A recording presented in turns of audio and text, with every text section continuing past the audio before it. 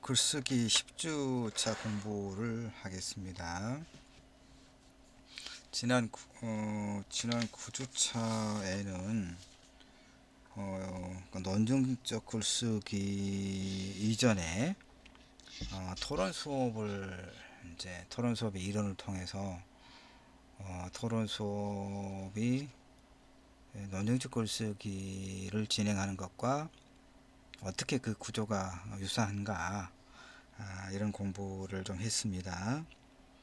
지난 주차에서도 이야기했다시피 이 대면 수업을 하면 당연하게도 논증적 에세이를 쓰기 전 단계에서 토론 수업에 대한 공부를 하고 모둠을 나눠서 실제 토론을 해보고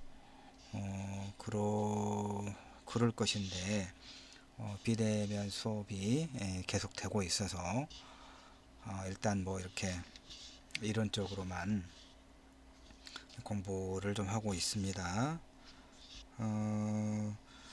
어쨌든 이제 10주차는 이번 주차는 1, 2, 3차 시 전체에서 논증적 에세이 쓰기 연습 이론 공부를 할 겁니다. 3차 시에서는 이제 이론 공부 끝난 다음에 실제로 예전에 수업에서 제출했던 학생의 글을 논증적 에세이를 한 편 예문으로 한번 같이 또 검토해 보도록 할 거예요. 그러니까 이제 이번 주까지 논증적 에세이 이론은 다 끝납니다. 그러면 앞으로 이제 계속해서 그 다양한 논제의 이런 그 논증적인 글을 이제 같이 검토해 보는 그런 공부를 할 거예요. 다양한 주제로. 자, 그러면은 일단 이론적인 측면의 설명을 좀 하도록 하지요. 그리고 여러분이 이제 여러 과목을 공부하기 때문에 혹시 이 강의를 듣지 않고 수업 자료만 가지고 이제 검토하는 경우가 혹시라도 있으면 그게 좀 부족할 거예요. 이를테면 이제 이렇게 교환을 내가 마련해서 PDF나 PPT로 만들고 그걸 이제 토대로 매 주차 그 주제와 관련된 이렇게 그 설명을 이렇게 하고 있잖아요. 그런데 이제 설명을 듣지 않고 이 교환만 보면 좀 부족한 게 뭐냐면, 이 그 수업 교환 그대로가 아니라 이 교환에서 중요한 것을 좀 더 내가 강조를 할 거 아니에요. 그러니까 이 교환도 보고, 그리고 반드시 이 강의를 좀 들어야 됩니다. 알겠죠? 그래야 내가 뭘 좀 더 강조하고 또 상세하게 또 더 이렇게 설명하고 있는가를 확인해야 되니까, 여러분이 좀 번거롭더라도 교환도 교환이고, 그다음 교환을 보면서 내가 그 교환을 보면서 설명하고 그러는 거니까 여러분이 강의를 꼭 들어야 돼요. 그래야 가끔 이제 개인적으로 질문을 해오는 친구들이 있는데, 질문해 온 것은 얼마나 환영을 해요. 다만 강의를 충분히 듣지 않고 교환만 가지고 그 해당 주차의 수업 내용을 이렇게 이해하려고 하다 보면 이해가 충분하지 않은 경우가 당연히 있을 수밖에 없다, 이 말씀을 드리는 거예요. 자, 이제 지금 논증적 에세이, 왜냐면 우리가 이것이 이제 마지막 과제잖아요, 지금. 그래서 내가 이제 적절하게 이 10주차에는 따로 이제 과제를 낼 건데, 2차 리포트 비평문 과제를 10주차에 내게 할 거예요. 그리고 이 논증적 에세이는 13주까지는 내야 되겠죠? 그러니까 비평문 2차 리포트, 요건 내가 따로 과제방에 올릴 거예요. 비평문 제출하도록 할 것이고, 3차 리포트는 논증적 에세이인데 10주의 제출, 비평문은 그 다음에 논증적 에세이는 12주의 제출. 이렇게 해야 내가 시간을 두고 여러분에게 적절하게 피드백도 해주고 평가도 할 수 있는 거니까, 이렇게 하면 전체적으로 우리가 그 리포트 형태의 글쓰기를 4번 하는 것이 되죠. 그러니까 기초교육원에서 우리 글쓰기 교과에 공통적으로 요구하는 이제 4차례의 글쓰기와 피드백 이것 해주는 것이죠. 어떻게 그 4차례가 됩니까? 1차가 자성찰적 에세이였고, 그 다음에 이제 2차가 비평문 제출, 3차가 논증적 에세이 제출, 그리고 하나가 더 있었죠. A4 한 면짜리 그 중간고사 대체 과제물 이렇게 하면 리포트 형태의 과제가 4개가 지금 되는 거죠. 자, 그래서 논증적 에세이. 자, 내가 논증적 에세이라고 해놓고 논설문이라고 합니다. 뭐 보통 우리가 이제 이게 용어가 뭐 같은 건데 결국 같은 내용이에요. 주장하는 글입니다. 쉽게 말하면 우리가 초등학교 때 주장하는 글 이렇게 이야기해요. 그리고 중학교나 고등학교 가면 이제 논술문 그렇게 하죠. 대학에 왔으니까 논증적 에세이 이렇게 하는 거예요. 그럼 또 논설문은 뭐냐? 대개 논설문은 이제 신문사에서 칼럼이라든가 사설이라든가 뭐 이런 걸 포함하는 글이죠. 그러니까 밑에 이제 개념을 정의해 놨습니다. 논설문은 어떤 주제에 대해서, 그러니까 이 주제라고 하는 것도 사실은 적절한 설명이 아닐 수 있는데 어떤 문제에 대해서 그러니까 그 어떤 쟁점을 말하는 거죠. 지난 9주차에 그 토론 수업할 때 충분히 이야기했던 것처럼 우리 사회가 건강하게 이렇게 발전하고 유지하기 위해서는 어떤 문제를 해결해야 돼요. 그런데 그 어떤 문제, 쟁점, 이슈에 대해서 설득력 있는 어떤 논리적 근거를 바탕으로 자기의 생각이나 주장을 논리적으로 전개한 글을 논설문, 뭐 주장글, 그 다음에 또 이제 논증은 뭐 증명하는 거죠. 논리적으로 증명하는 거예요. 자신의 주장을. 그러니까 같은 얘기입니다. 그래서 뭐 우리가 크게 이제 논증적 에세이로 통일을 하는데 좀 더 이제 우리한테 그 익숙한 것으로 논설문 뭐 이렇게 지금 설명하고 있으니까 그렇게 이해를 하면 돼요.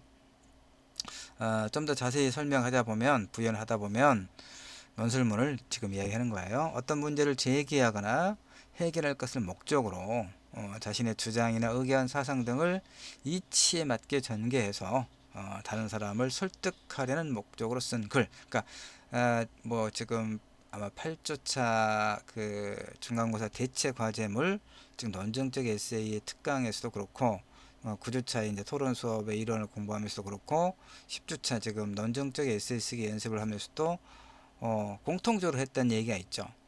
그러니까 주장하는 글을 주장하기 위해 쓰는 게 아니라 그러니까 나와 생각이 다른 사람을 설득하려는 목적으로 쓴 글이다. 이걸 항상 내가 강조를 했어요. 자, 그래서 이제 논증적 에세이라고 했으니까 조금 더 이제 그 설명을 하고 있는 게 뭐냐면 옳고 그름에 대해서 그 이유나 근거를 들어 밝히는 것, 또는 그 근거나 이유를 논증이라고 하고 논증의 방법으로 쓴 글을 논증하는 글이다. 이렇게 이야기하는 거예요. 근데 이제 에세이란 말은 그뭐 보통 이제 대학에서 글쓰기를 이렇게 에세이라고 합니다. 그 소논문 형태로 뭐그 정도로 이해를 하면 돼요. 우리가 보통 리포트란 말이 더 과제물 또는 리포트 이런 게 좀 더 익숙하긴 하지만 말 그대로 리포트나 과제물은 보고하는 보고서 이런 의미가 좀 더 많이 들어 있잖아요. 그러니까 논증적 에세이, 논증적 글 이렇게 그러니까 논설문은 논증적 글 중에 한 갈래예요, 사실은. 그러나 이제 물론 밑에다 내가 정리를 해놓고 있는데 근데 의미가 유사하기 때문에 지금 같이 섞어서 쓰고 있을 뿐이에요. 그래서 논설문은 그러니까 설득을 목적으로 하는 논설문 뜻. 그래서 개인이나 집단사 내가 지금 여러분과 함께 이제 대면 수업을 할 때는 이렇게까지 꼼꼼하게 설명을 하지는 않아요. 왜냐하면 우리 학생들이 이 정도는 뭐 충분히 알 것으로 생각을 하기 때문에 그렇긴 한데 비대면 수업인데다가 그 다음에 이제 여러분이 나중에 이 과제물을 제출해야 되잖아요. 그러니까 강의실에서 만나면 충분하게 이제 질문을 하기도 할 텐데 그게 좀 많이 쉽지 않으니까 그다음에 여러분이 내가 카톡이나 메일을 통해서 질문을 하도록 이렇게 안내를 했어도 뭐 특별히 그런 친구들은 없기 때문에 물론 다 이해를 하기 때문에 그럴 거라고 보지만 굉장히 상세하게 지금 설명하고 있습니다. 그래서 1차, 2차, 3차 시간을 전체 내서 이 논증적 에세이의 이론과 실제 쓰는 어떤 그 절차를 아주 상세하게 안내하고 있으니까, 자, 하여튼 개념, 어떤 그 개념이 중요하잖아요. 우리가 글을 쓸 때 비평문과 논증적 글을 구분을 잘 못하면 이 글이 그 좋은 평가를 받지 못하잖아요. 그쵸? 비평문 쓰라고 그랬는데 감성문을 낸다거나 이런 경우가 있으니까 그 각각의 글의 성격을 잘 이해하고 그 글에 맞춰서 써야 되는 것이죠. 자, 뜻 이제 정리하는 거예요. 지금 표로 위에 앞에서 설명했던 것을 개인이나 집단 사이에 관점 또는 의견의 차이가 있을 때, 당연히 있죠. 있을 때 자신의 주장을 논리적으로 입증하게 쓰는 글, 즉 논증하는 글, 이것을 논설문 또는 뭐 논증적 에세이. 자, 설득을 목적으로 하는 글인데, 이제 이 논증적 글들에서는 논설문, 신문의 사설, 논평, 비평문, 담화문, 연설문 등이 들어있다, 이런 얘기죠. 이게 다 뭡니까? 뭔가 주장하는 거죠. 근거를 들어서. 근데 그걸 통해서 결국 설득하고자 하는 것이죠. 논증하는 글의 명제는 명료해야 된다. 명제, 어떤 문제에 대한 하나의 논리적 판단 내용과 주장을 언어 또는 기호로 표시한 거. 쉽게 말해서 내가 이제 그 8주차 중간고사 대체 과제물에서 누누이 설명했던 것처럼 이를테면 제목을 써야 되잖아요. 그쵸? 주장하는 글 제목을 써야, 사용제도를 폐지해야 한다거나 사용제도를 유지해야 한다거나, 이렇게 명료하게. 이게 명제예요. 명제. 어떤 문제에 대한 글쓴이의 생각을 명료하게 드러내는 것, 명제. 근데 이제 그 다음에 논리적 근거, 논거는 논리적 근거를 말해. 근거, 신뢰성과 타당성이 있어야 되고, 추론은 논리적이어야 되고, 그 다음에 진술 및 사용하는 용어는 이제 그 의미가 명확해야 된다, 정확해야 된다, 애매모호해서는 안 된다. 이런 것들이 이제 논증적 글을 쓰는 데 있어서 기본적으로 우리가 이론적 측면에서, 이론적 차원에서 알고 있어야 될 내용들이다, 이런 얘기입니다. 두 번째 넘어갑시다. 논설문을 쓰기 위해서 필요한 요건들이 있는데, 이 논증적 에세이는 옳다고 생각되는 것에 대한 글쓴이의 주장이 독창적이어야 된다. 이제 말은 이렇게 하는데 독창 뭐 참 어려운 문제예요. 다 이렇게 이제 요구를 합니다. 글쓰기에서는 이렇게 요구해. 독창성, 당신의 글이, 당신의 주장이 기존의 다른 사람의 글과 주장과 어떤 차이가 있느냐, 뭐 이걸 늘 이제 우리 학술 논문 이렇게 그 이제 심사를 받거나 심사를 뭐 할 때 이 기준이 또 이런 것이거든요. 문학적인 글은 말할 것도 없고, 그 다음에 이제 그 주장에 대한 의견이나 근거, 이유가 당연히 타당해야 되겠죠. 논설문의 근거는 일관성과 통일성이 있어야 되고, 그 표현은 명확해야 돼요. 논설문에는 어떤 문제에 대해서 연구한 결과를 발표하는 학술 논문, 신문이나 잡지에 실려있는 사설이나 평론, 독서론, 인생론, 종교론, 문학론 등 어떤 문제에 대하여 자기의 생각을 진술한 문장, 뭐 다양하겠죠. 근데 이제 그 좀 이따 가면 이제 하나의 이 논증적 에세이를 쓰는 과정, 프로세스라고 할까, 밑에 정리해요. 근데 일단 다시 이제 보면, 이 논증적 에세이를 쓰기 위해서 그러니까 논제, 무엇에 대해 내가 쓸 것인가, 이거죠. 내가 지난 주차들에서 계속 강조했던 거예요. 오늘은 이제 요거 논증적 에세이 8주차, 9주차, 10주차에 이르러서 이제 전체적으로 마무리하는 거예요. 자, 논제. 자신의 생각이나 의견을 다른 사람에게 주장하는 것을 목적으로 하는 논설문에서, 이것도 좀 잘못됐죠. 주장하되, 목적은, 최종적인 궁극적 목적은 설득하는 것이라고 했습니다. 가장 중요한 것은 이제 일단 기본적으로 논지 좀 무엇에 관한 것인가, 그렇죠? 주제가 분명한 글은 사람의 마음을 움직일 수 있다. 사람의 마음 내가 그 농담 반 진담 반 했지만 사람의 마음은 잘 안 움직인다고 그랬어요. 설득당하지 않는다고. 그럼 어쨌든 기본적으로 이론적으로는 내가 주장하고자 하는 뭔가 알맹이가 없다면 이 글의 가치가 당연히 없겠죠. 주제가 정해졌다면 그 주제에 논제와 일치하는 올바른 주장을 설득력 있게 펼쳐야겠죠. 추상적이고 상식적인 주장을 내세우면 상대방의 공감을 주기가 어려울 거다. 이건 뭐 아주 상식적인 이야기. 설득력 있는 주장을 펴기 위해서는 보다 구체적인 사실, 중요한 자료의 통계 등을 조사해서 그것들을 본론에 글을 쓰는 방법을 지금 이렇게 정리하고 있네요. 본론에 제시해야 되는 본론에. 예, 좀 이따 쭉 내려가면 뭐 2차, 3차 시쯤에 가면 서론에 뭐, 본론에 뭐, 결론에 뭐 어떻게 이렇게 할 것인가도 이제 자세히 좀 안내해 주고 있습니다. 그러니까 글을 잘 쓰는 친구도 있고 이제 글쓰기와 크게 이제 그 자신의 전공과 관련해서 크게 뭐 이제 뭐 연결되지는 않아서 이런 글을 많이 쓰지 않은 친구들이 있을 수 있기 때문에 하여튼 그 다음에 우리 글쓰기 자체가 이제 하나의 도구 과목으로서 대학에서 공부하는 이런 어떤 그 과목들의 교양이든 전공이든 그것들의 그 도구 과목으로서 이제 글쓰기를 하고 있으니까 상세하게 친절하게 지금 설명하고 있는 거예요. 다 아는 친구들은 뭘 이렇게 상세하게 이렇게 우리 초등학생도 아닌데 이렇게 생각할 수도 있겠지만 이제 상세하게 하는 게 중요하죠. 좋죠. 좋죠. 하여튼 자신의 주장이 상대방에게 올바르게 전달되어서 공감을 먹고 찬성하는 생각을 불러일으키도록 하기 위해서는 근거를 찾아요. 근거. 그래서 이제 지금 이론 이렇게 이 정도까지 딱 정리하고 그 다음에 이제 이 글이 이 글은 그러니까 무슨 글이에요, 여러분? 설명문이죠. 설명 이 글의 그 설명 논증적 에세이는 이런 것이다. 이것이 핵심이다. 그다음에 이렇게 써라라고 설명하는 거예요. 알겠죠? 이 글 자체는. 그런데 이제 이 글은 뭐냐면 요 이제 묻지마 범죄는 이 세상에 없다는 하나의 이게 뭐죠? 명제죠. 명제. 명제. 글의 논증적 에세이 제목. 예? 예. 그래서 이제 이 하나의 예로 어떤 이거 이제 다른 사람의 그 쭉 내려가면 어떤 기자 시사인 그 주간지를 내는 시사인이라고 하는 그 주간지가 있는데 거기 기자 이 글 아래쪽에 그 출처를 내가 밝혀놨습니다. 이제 요 글을 이제 예문으로 우리 읽으면서 이 논설문이 논증적 에세이가 주장 플러스 근거 그리고 설득력을 높여야 된다. 이것이 핵심인데 이제 어떤 종류의 글인가 한번 실제 글을 통해서 한번 확인해 보자는 거예요.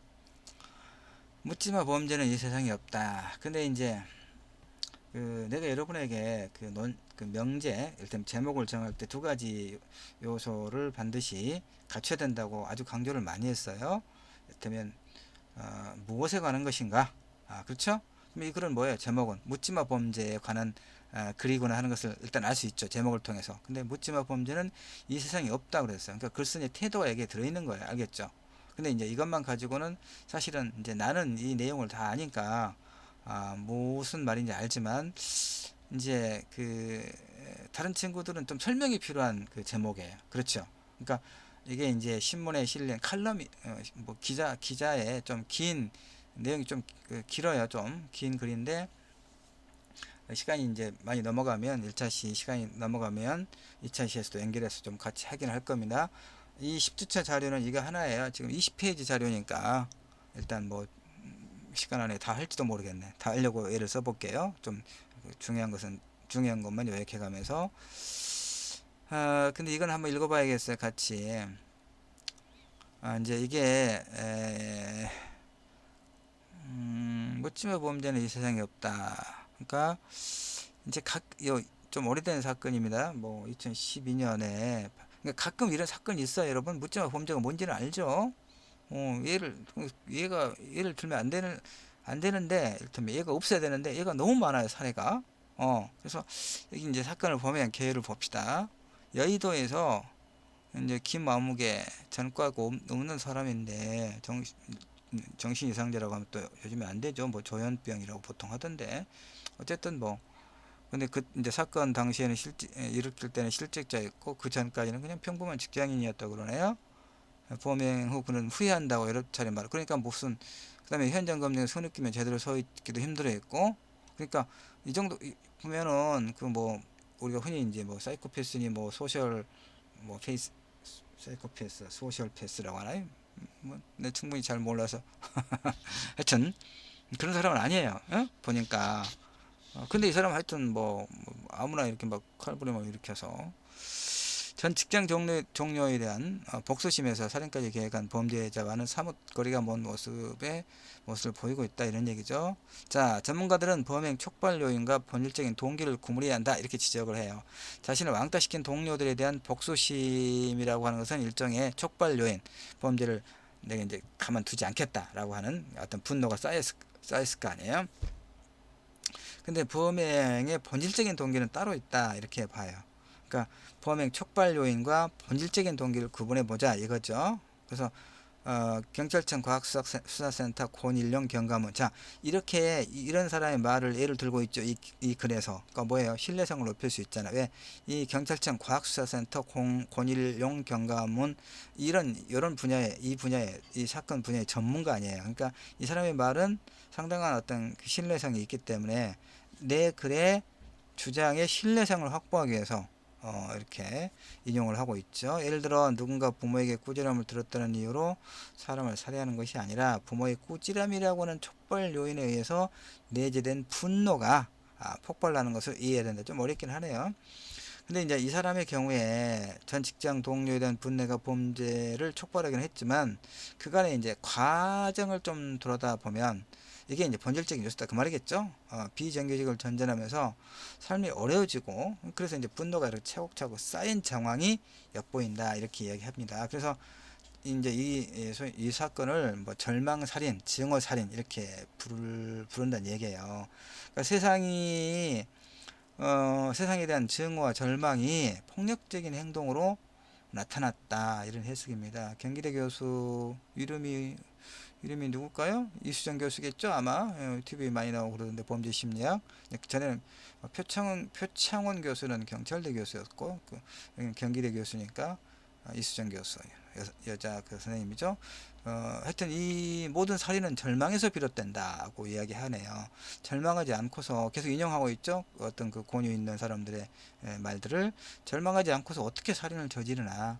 여의도 칼부림에서 가해자 김씨가 처한 상황에 주목해 보자. 직장 다닐 때 원한 관계가 범죄를 이제 꾸미게 했고 실제로 이제 전 직장 동료를 표적으로 삼았다는 얘기죠. 여기까지는 전형적인 복수인데 실제로 이제 그 사람을 어떻게 이제 물론 그 사람을 뭐 이렇게 뭐 살해해서도 안 되겠지만 그렇게 하려고 갔다가 엉뚱하게 이제 다른 사람들을 이렇게 아무 상관이 없는 사람까지 칼로 찔렀단 말이에요. 이게 분노조절 실패한 거죠. 그러니까 이제 묻지마 범죄다, 묻지마 살인이다 이런 거죠.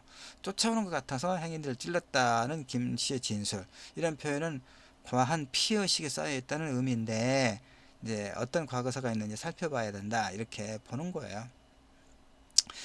김 씨가 범행 전과 범행 후 계속해서 자살을 생각했다고 밝힌 점도 주목해 보자. 그는 경찰 진술에서 범행 2달 전부터 자살 충동이 일어났다고 진술했다고 그러는군요. 그래서 국내 1호 범죄 심리학자 프로파일러라고 하잖아요.